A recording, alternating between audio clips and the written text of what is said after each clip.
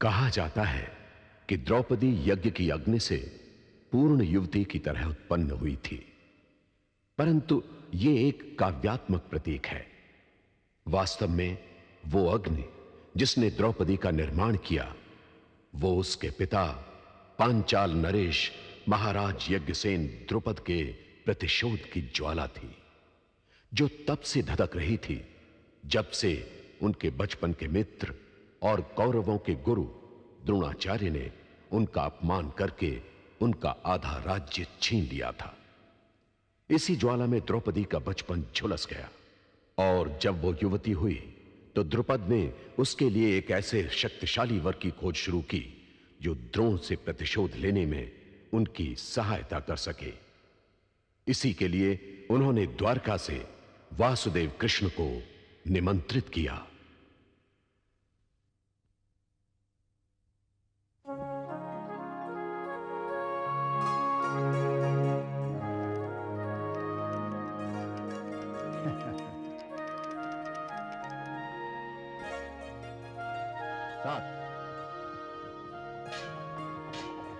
ये आपकी चाल।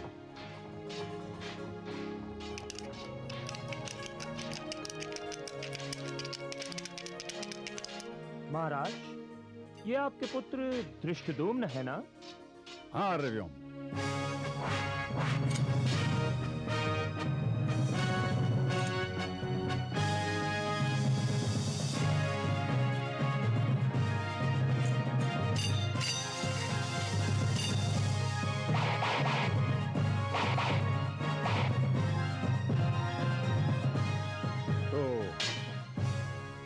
कल प्रातःकाल कृष्ण यहां पहुंच रहे हैं? हाँ पांचाल नरेश, वासुदेव कृष्ण सत्यदेव के साथ एक चक्र तीर्थ से प्रस्थान कर चुके हैं और कल प्रातः तक अवश्य यहां पहुंच जाएंगे। यही सूचित करने के लिए उन्होंने मुझे आगे भेज दिया। उन्होंने पूछा तो होगा कि उन्हें यहां निमंत्रण देने का मेरा प्रयोजन क्या है? नहीं पांचाल नरेश, वासुदेव ने कुछ नहीं कहा। मेरे निमंत्रण पर कोई प्रतिक्रिया नहीं की वासुदेव ने? वासुदेव केवल मुस्कुराए। केवल मुस्कुराए? अरे व्योम, यदि कोई पढ़ना चाहता तो वासुदेव की उस मुस्कुराहट में आर्यावर्त का भावी इतिहास पढ़ सकता था। आप ये कैसे कह सकते हैं महाराज? द्रुपद के केश आर्यावर्त की राजनीति में श्वेत हुए हैं, धूप में नहीं।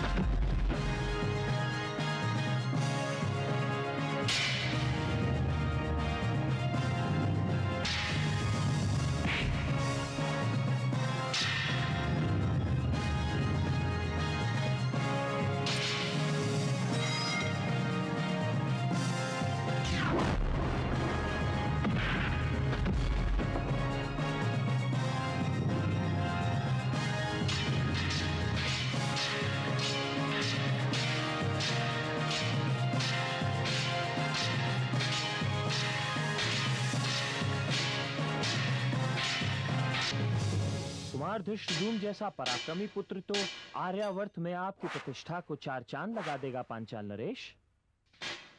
धृष्टद्युम्न मेरा पुत्र नहीं, मेरे प्रतिशोध की ज्वाला है, जो मेरे शत्रु द्रोण का वध करने के लिए पैदा हुआ है। किंवदंती तो मैंने भी सुनी है कि धृष्टद्युम्न और द्रौपदी यज्ञ की अग्नि से पूर्ण वयस्क प्रकट हुए थे। यज्ञ तो प्रतिशोध के संकल्प का था, मेरे द्रोणांतक संकल्प का। धृष्टद्युम्न और द्रौपदी ने अग्नि को साक्षी रखकर प्रतिशोध का संकल्प किया था। परंतु द्रौपदी है कहाँ महाराज? आजकल आर्यवर्त के हर राज परिवार में द्रौपदी की ही चर्चा है। गौरी पूजन के लिए गई है।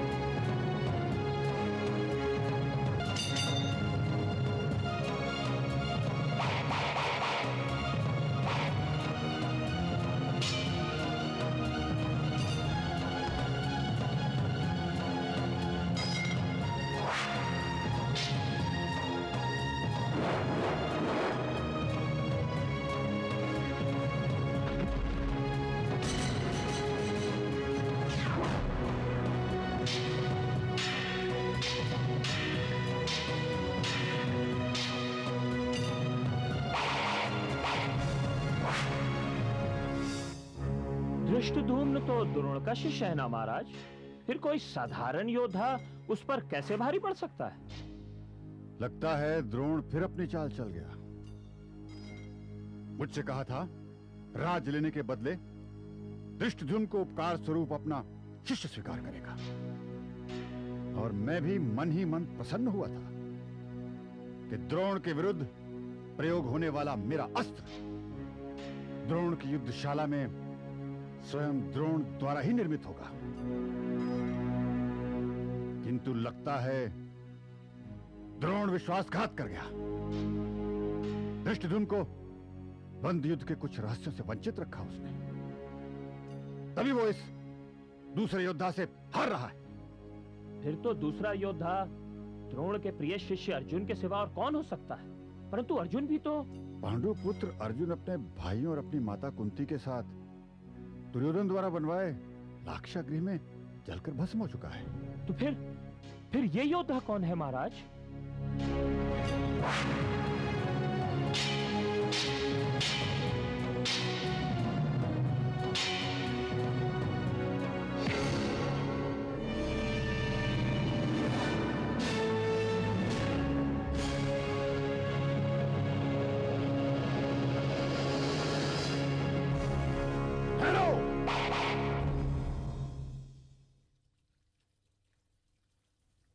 धृष्टद्युम्न मेरा अमोघ अस्त्र है।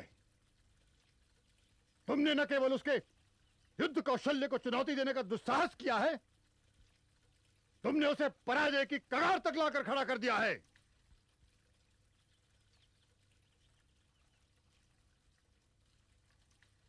कौन हो तुम योद्धा?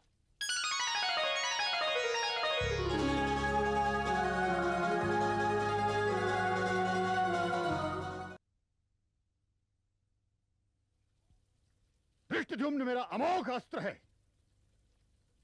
तुमने न केवल उसके युद्ध कौशल्य को चुनौती देने का दुस्साहस किया है, तुमने उसे पराजय की कगार तक लाकर खड़ा कर दिया है।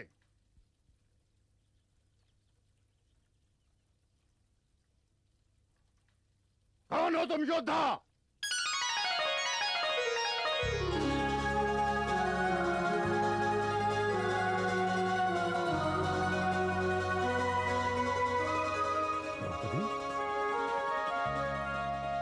कृष्ण,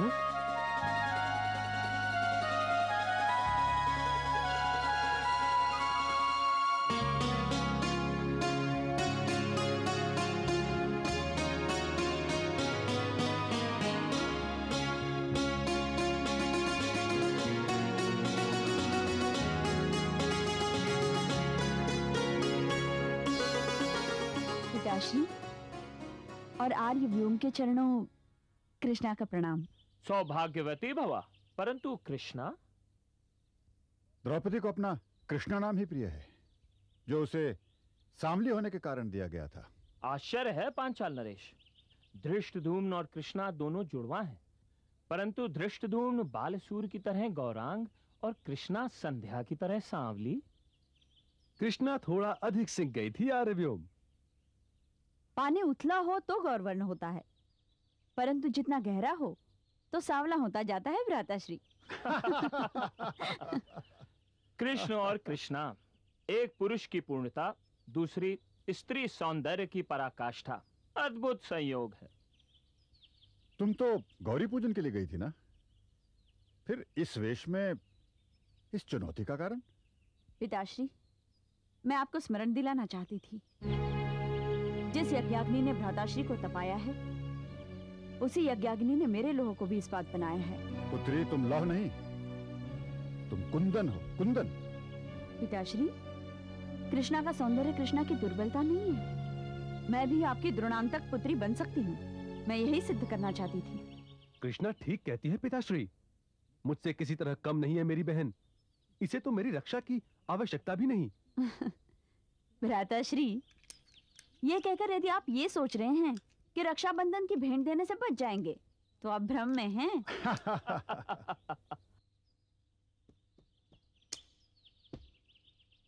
आप गिर गए हैं। महाराज द्रुपद, आपकी कन्या चौसर भी खेल लेती हैं? कविताएं लिखने से समय मिले तब। द्रौपदी कविताएं भी लिखती है? कविताएं? आर्यव्योम मेरी बहन गणित, संगीत, चित्रांकन, वेद, उपनिषद, पाकशास्त्र, पुष्प सज्जा इत्यादि में भी दक्ष है। अगाध सौंदर्य के साथ अमोघ प्रतिभा भी। ये तो प्रकृति का न्याय है महाराज द्रुपद। आर्यव्योम, पुरुष प्रधान संस्कृति में पुरुषों के बराबर गिने जाने के लिए पुरुष से श्रेष्ठ हुए बिना स्त्री का कोई भविष्य नहीं है।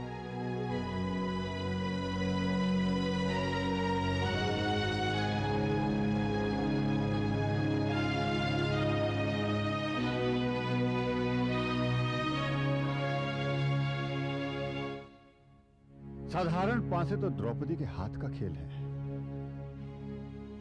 किंतु नियति का पांसा मेरी द्रौपदी को जीवन के चौसर में कहां ले जाएगा?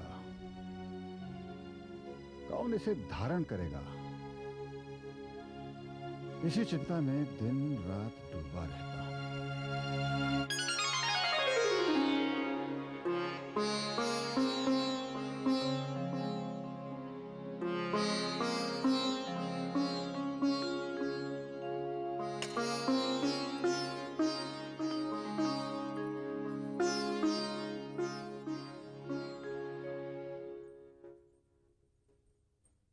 शिखंडी, बेटी तू अभी तक तैयार नहीं हुई?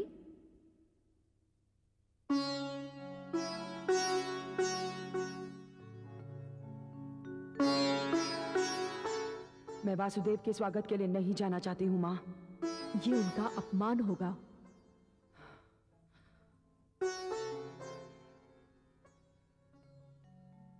पिताश्री जिस तरह मुझे घृणा से देखकर मुंह फिरा लेते हैं, वो मैं नहीं सहन कर सकती हूँ माँ।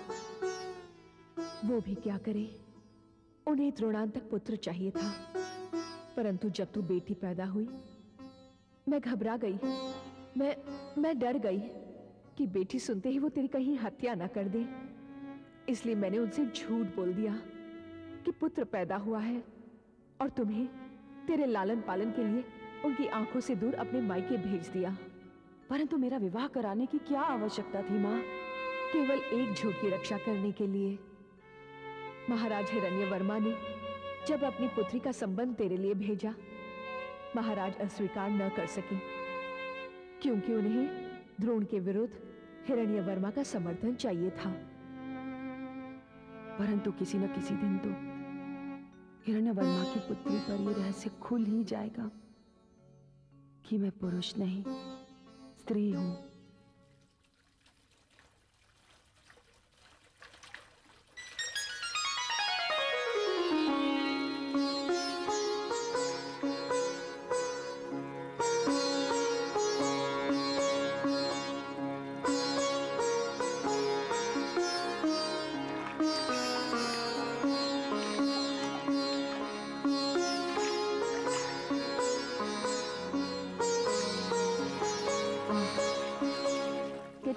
अनुभव हो रहा है। पता नहीं पुरुष इतने भारी भरकम शिरस्त्राण, कवच, शस्त्र अस्त्र कैसे ढोते रहते हैं। ये अवश्य उनके पौरुष और अहंकार को संतुष्ट करता होगा राजकुमारी। क्या एक स्त्री को संतुष्ट करना पुरुष को अपना पौरुष सिद्ध करने के लिए पर्याप्त नहीं है? पुरुष स्त्री को संपदा समझकर उसका उपयोग तो कर सकता है, परंतु समाधान नहीं। इसीलिए तो पुरुष ने स्त्री को लज्जा की लक्ष्मण रेखा में बांधकर उसकी चाह को इतना कुचल दिया है कि स्वयं स्त्रियां अपनी चाह को पूरा का पूरा स्वीकार नहीं कर पाती।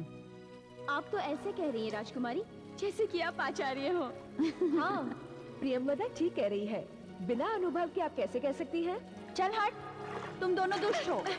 तो आप ही बता दीजिए आचार्य जी कि एक पूर्ण स्त्री को संतुष्ट करने के लिए कैसा पुरुष चाहिए। आप तो ऐसे कह रही हैं राजकुमारी जैसे कि आप आचार्य हो। हाँ, प्रियंवदा ठीक कह रही है। बिना अनुभव के आप कैसे कह सकती हैं? चल हट, तुम दोनों दुष्ट हो। तो आप ही बता दीजिए आचार्य जी कि एक पूर्ण स्त्री को संतुष्ट करने के लिए कैसा पुरुष चाहिए। एक पूर्ण स्त्री का समाधान एक पूर्ण पुरुष ही कर सकता है। परंतु ऐसा पूर्ण पुरुष मिलेगा कहाँ? अरे मूर्ख, तू क्या समझती है वासुदेव कृष्ण को किस लिए निमंत्रण भेजा गया है?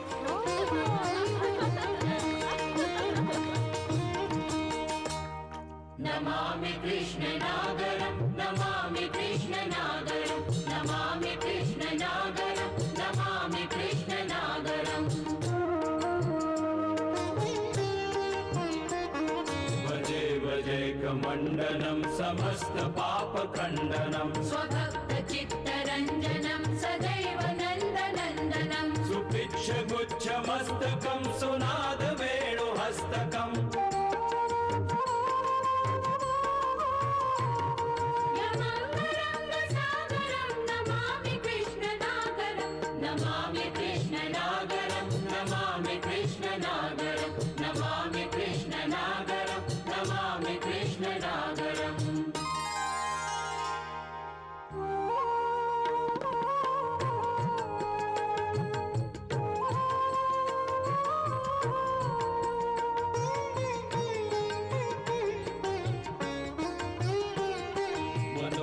वर्गमोचनं विशाल लोललोचनं, विधूत गोपशोचनं नमामि पद्मलोचनं, करारविन्द भूधरं श्रीनावलोक सुन्दरम्।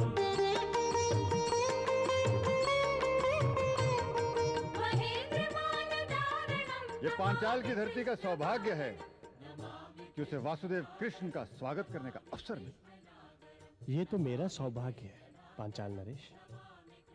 ये सत्यदेव, ये हमारे सेनापति सिंहनाद, प्रणाम। महामंत्री उद्बोधन, प्रणाम। प्रणाम। ये मेरा पुत्र धृष्टद्युम्न, प्रणाम। प्रणाम। और वो मेरा दूसरा पुत्र शिखंडी।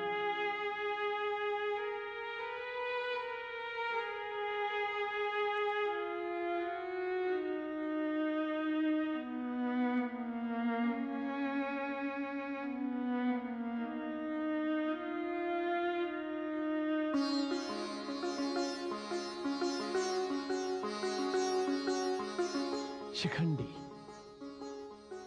कितना सुंदर नाम है, अति सुंदर।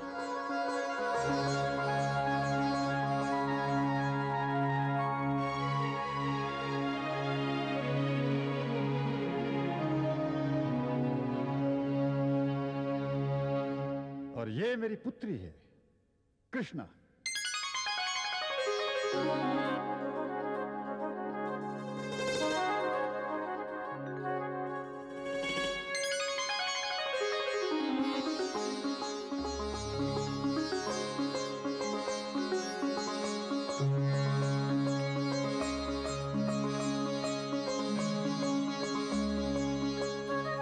कृष्णा, तुम्हें देखकर तो ऐसा लगता है जैसे कृष्ण दर्पण के सामने खड़ा हो।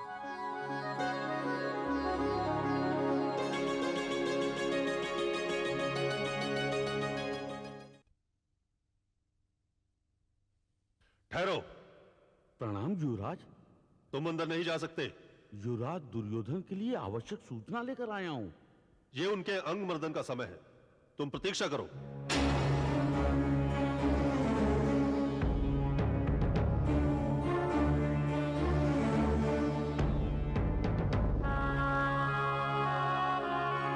कौन है दुशासन? वासुकी युवराज।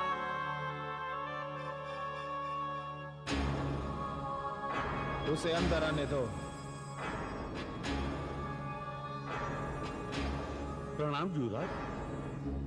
वासुकी मामा श्री का विशेष गुप्तचर है दुशासन। कहो वासुकी, क्या सूचना लाए हो? पांचाल की सूचना युवराज। पांचाल नरेश महाराज याज्ञसेन द्रुपद ने द्वारका से वासुदेव कृष्ण को बुलाया है। वासुदेव कृष्ण पांचाल में? यह सूचना तो अविलंब मामा श्री को देनी चाहिए। नाना श्री महाराज सुबल गंभीर रूप से अस्वस्थ है। मामा श्री तो गांधार के हुए हैं।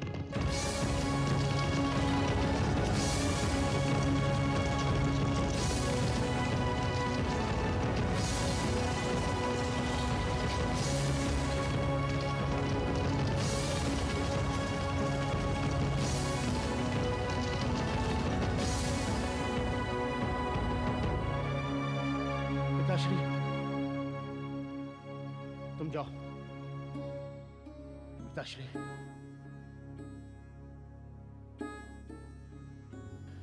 तुम आ गए शकुनी। हाँ पिताश्री। गांधारी कैसी है? एक जन्मांत पति के साथ जीवन भर के लिए बांध दी जाने वाली राजकुमारी जैसी हो सकती है, वैसी ही है। मैं क्या करता पुत्र?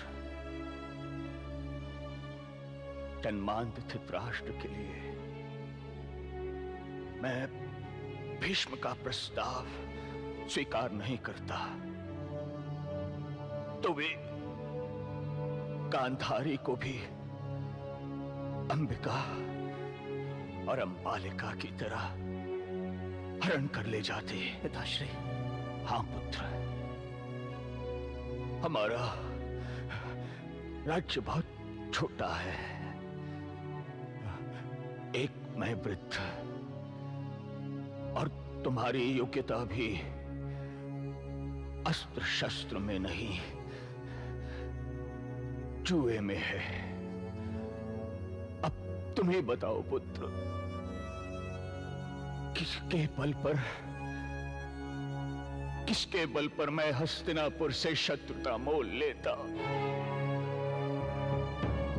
हस्तिनापुर को इसका मूल्य चुकाना होगा पिताश्री, अवश्य चुकाना होगा। मेरी बहन के एक एक आंसू का मूल्य समस्त कौरव वंश को अपने रक्त की एक एक बूंद से चुकाना होगा। जब भी मैं अपनी बहन गांधारी की आंखों पर पट्टी बंधी हुई देखता हूं तो मेरा रक्त खौलने लगता है। मेरी बहन ने हस्तिनापुर के सम्राट से नहीं, अंधकार से विवाह किया है पिताश्री, और ये अंधकार मैं हस्तिनापुर के एक एक घर में बिछा दूंगा। मैंने पांडु और धृतराष्ट्र पुत्रों के बीच ईर्ष्या और वैमनस्य का बीज बोकर उनके अंत का आरंभ कर दिया है। अब तो बस अग्नि में घृत डालते जाना है। पांडव तो लाक्षागृह की अग्नि में समाप्त हो गए, अब रहे कौरव। उन्हें समाप्त करने में मुझे अधिक समय नहीं लगेगा, क्योंकि हमारे जीजाश्री तो ठहरे नितांत अंध और उनका पुत्र दुर्योधन अतांत। अब तो बस हस्तिनापुर पर गांधार का राज होगा पिताश्री, गांधार का। इधर आ पिताश्री। सुनो पुत्र, केवल एक व्यक्ति से सावधान रहना पुत्र। एक ही है जो तुम्हारी इस योजना को असफल कर सकता है पुत्र। वो कौन है पिताश्री? वो है कुंती का भतीजा, पांडवों का संबंधी वासुदेव कृष्ण। वासुदेव कृष्ण?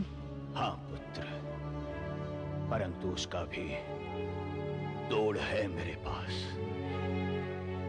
वो क्या है पिताश्री? मेरी अस्थियां।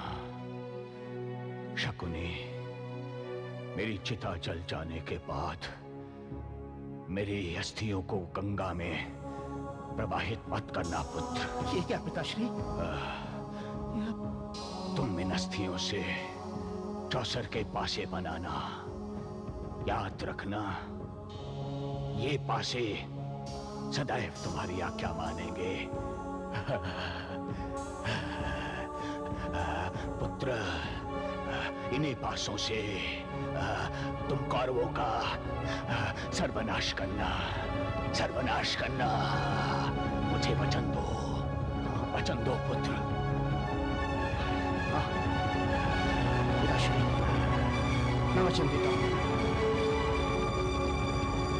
मैं वचन देता हूँ पिताश्री।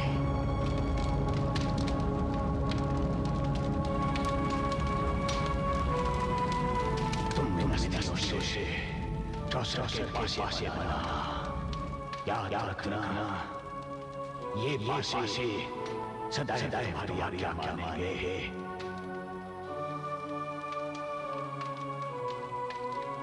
इन्हीं पासों से तुम कौरवों का सर्वनाश करना, सर्वनाश करना।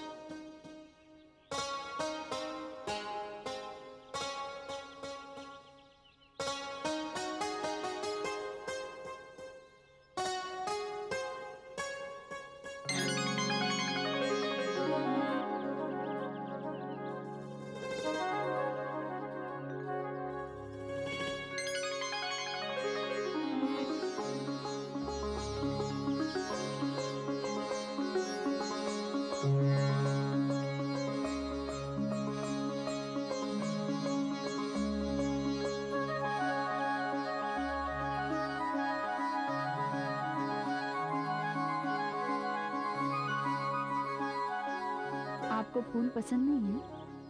फूल जहां भी है परमात्मा पर चढ़े हुए हैं राजकुमारी। उन्हें तोड़कर किसी पत्थर की मूर्ति पर चढ़ाना फूलों की कोमलता को पत्थर की कठोरता पर बलिदान करना है।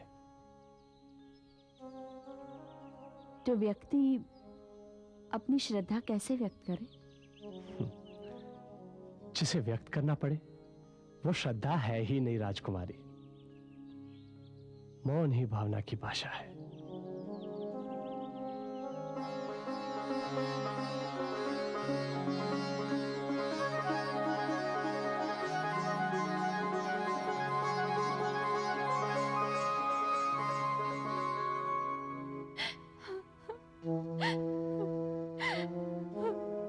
बस करो बहना, बस धीरज धरो। पिताश्री की अकस्मात मृत्यु का मुझे भी दुख है, किंतु हस्तिनापुर की साम्राज्ञी होने के नाते तुम्हें अपने हृदय को कठोर करना होगा। आंखों पर पट्टी बांधकर ज्योति बंद की जा सकती है भैया, आंसू नहीं। और ये आंसू एक साम्राज्ञी के नहीं, एक पुत्री के हैं जो पितृहीन हो गई है। तेरे आंसुओं की अवधि समाप्त हुई बहना। तेरे रोने के दिन अब गए। आप क्या कह रहे हैं भैया? मेरी समझ में नहीं आ रहा। मैंने पिताश्री को वचन दिया है बहना। अब वो दिन दूर नहीं जब हस्तिनापुर का भविष्य तेरे इस भाई की मुट्ठी में होगा। मैं जानती हूँ भैया, आप अपने भांजों से कितना प्रेम करते हैं। अपने प्राणों से भी अधिक। मामाश्री,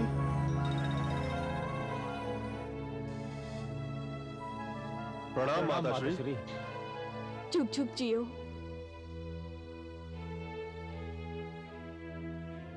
प्रणाम मामाश्री।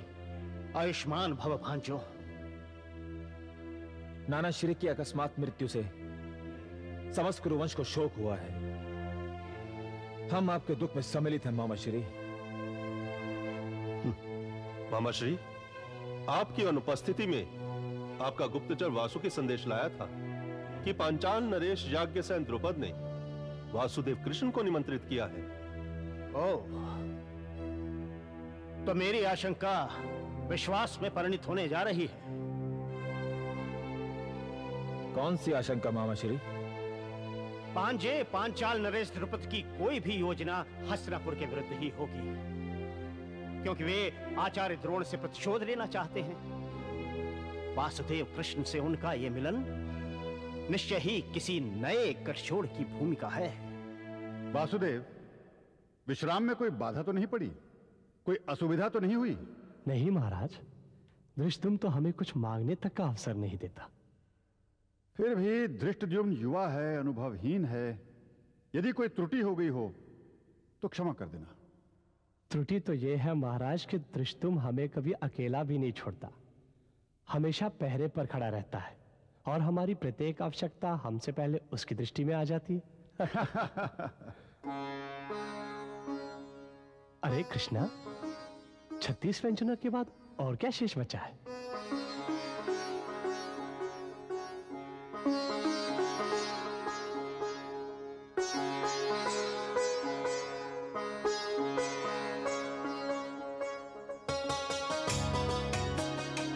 माखन। वृंदावन की तरह यहाँ चोरी करने की आवश्यकता नहीं है, यहाँ बिना मांगे भी मिलता है।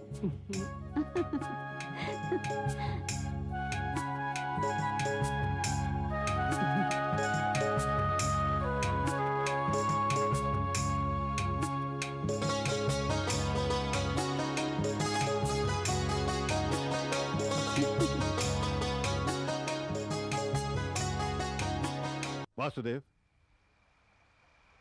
मैंने तुम्हारे सामने एक विचित्र प्रस्ताव रखने के लिए निमंत्रित किया है। आप आज्ञा भी देते तो कृष्ण को शिरोधार्य होती पांचाल नरेश। फिर भी आपने मुझे इस प्रस्ताव के योग्य समझा, इसके लिए मैं आपका आभारी हूं। संभवतः गुरु संदीपनी ने इस संबंध में तुम्हें कुछ इंगित किया हो। वासुदेव, मुझे तुम्हारे सामने प्रस्ताव रखते हुए ग्लानि होती है, परंतु मैं उतना ही विवश हूं जितना एक सामान्य पुत्री का पिता होता है। मैं आपकी भावनाएं समझ रहा हूं पांचाल नरेश। अपने स्वाभिमान, अपने गर्व और अपनी गरिमा के मूल्य पर आपने ये प्रस्ताव रखने का साहस किया, तो कारण अवश्य महत्वपूर्ण होगा। और जहां तक आपके प्रस्ताव का प्रश्न है, वो तो गुरुदेव ने बहुत पहले ही मुझ तक पहुंचा दिया था। तो विलंब का यह अर्थ समझूं कि तुम्हें मेरा प्रस्ताव स्वीकार नहीं? आपके प्रस्ताव को ठुकराने की धृष्टता मैं नहीं कर सकता हूं पांचाल नरेश, परंतु इस विषय में यदि मैं थोड़ी स्पष्टता से बात करूं तो आप मुझे क्षमा कीजिएगा।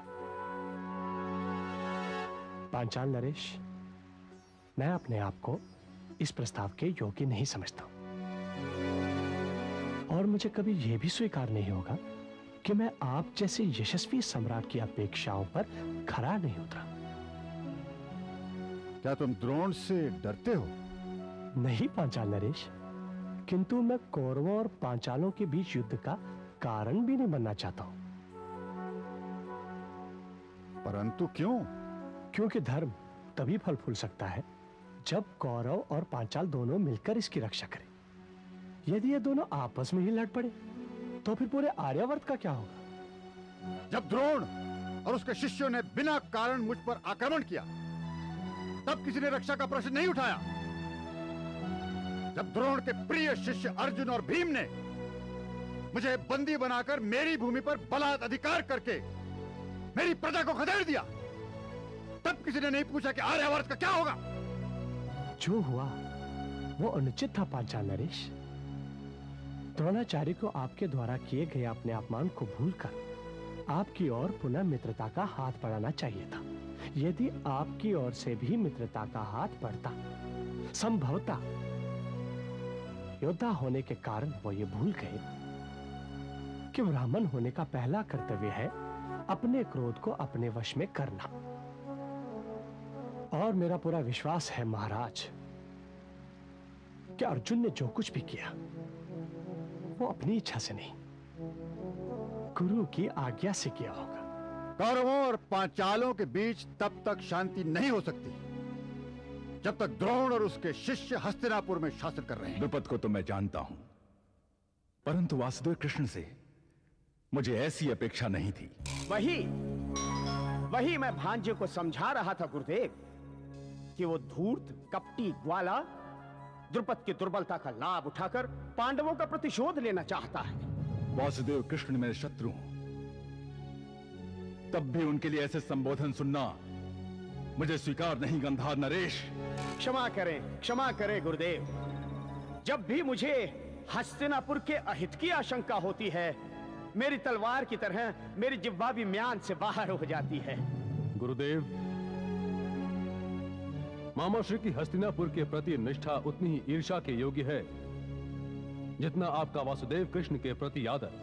वासुदेव कृष्ण मेरे कोई नहीं परंतु कौरवों के संबंधी हैं, इसलिए तुम्हारे प्रेम और सम्मान के ना सही कम से कम शिष्ट भाषा के अधिकारी तो हैं दुर्योधन। भांजे, गुरुदेव ठीक कह रहे हैं। गुरुदेव, हम तो इस विषय पर चर्चा करने आए थे कि हमारी प्रतिक्रिया क्या होनी चाहिए।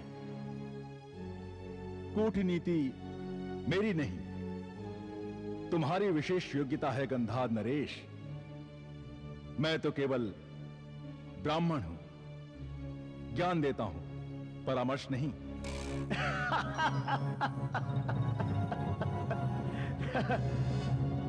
क्षमा करें आचार्य, द्रुपद से द्रोह आपका है, हस्तिनापुर का नहीं।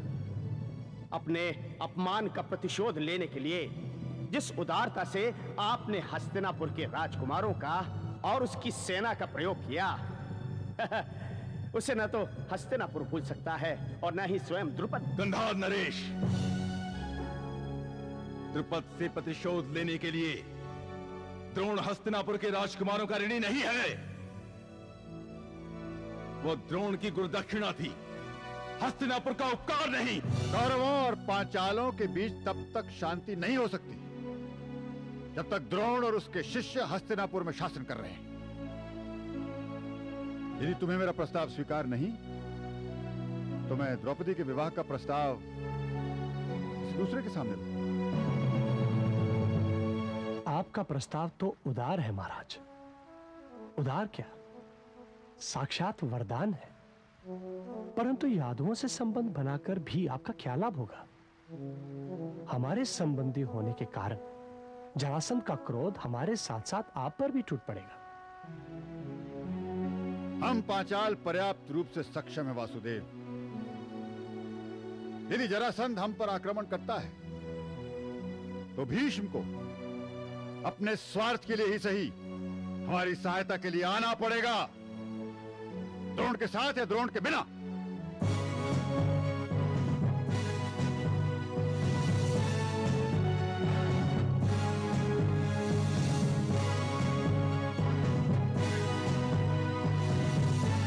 पितामह।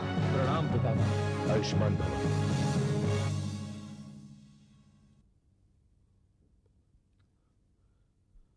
प्रणाम आचार्य द्रोण। क्या बात है, आप इतने उत्तेजित क्यों हैं? पितामह, कुमारों की शिक्षा के लिए आप मुझे विनती करके लाए थे। मुझे ज्ञात नहीं था कि हस्तिनापुर एक निर्धन ब्राह्मण को उसके ज्ञान के लिए सम्मान नहीं भिक्षा दे रहा है। गांधार नरेश, दुर्योधन, क्या तुम लोगों ने आचार्य द्रोण से कुछ अनुचित कह दिया? स्मरण रखना, हस्तिनापुर में आचार्य द्रोण का अपमान बाद में होगा, पहले भीष्म का मस्तक गिरेगा। क्षमा करें पितामह, भूल हमारी ही थी। पितामह, हमें अपनी सीमा का ज्ञान नहीं रहा। दुर्योधन, सीमाएं मनुष्य को मनुष्य बनाती हैं। सीमाओं के बिना मनुष्य पशु से भी नीचे गिर सकता है। प्रार्थना करो, प्रार्थना करो कि वो दिन मेरे जीवन में कभी ना आए जब मुझे तुम में और पशु में अंतर दिखना बंद हो जाए। आचार्य द्रोण, गांधार नरेश और दुर्योधन की धृष्टता के लिए मैं आपसे क्षमा चाहता हूं। यह सरस्वती का दुर्भाग्य है पितामह कि वो लक्ष्मी की दासी ही बनकर जीवित रह सकती है। यह मुझ जैसे विद्याजीवी भागों की नियति है कि सत्ता और धन उनका शोषण करें। हे आचार्य द्रोण, जिस फल में अधिक रस होता है उसे उतना ही निचोड़ा जाता है। इसे आप फल की करुणा समझ लीजिए या फिर फल का दुर्भाग्य। आप मुझे यह बताइए आचार्य कि गांधार नरेश और दुर्योधन यहां क्यों आए? मुझे यह सूचना देने कि वासुदेव कृष्ण द्रुपद से मिलकर हस्तिनापुर के विरुद्ध दुरभिसंधि कर रहे हैं।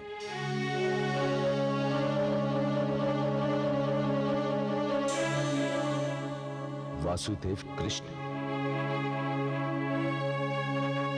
महाराज, क्या ये उचित नहीं होगा कि हम पितामह भीष्म से शांति संधि कर? तुम्हारा सोचना सही नहीं है वासुदेव।